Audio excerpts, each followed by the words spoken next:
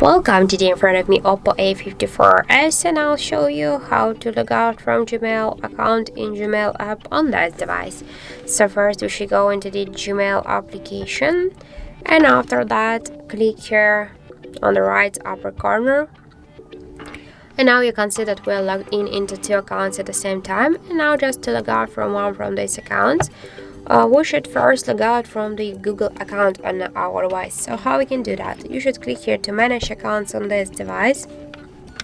Click here to the Google section, and now we can see that two accounts.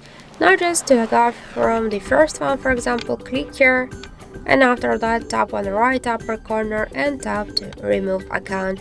After that confirm your just action by click to remove account again. And now you can see that here in Google account settings we stay only with one Gmail account, and now one will go to the application back.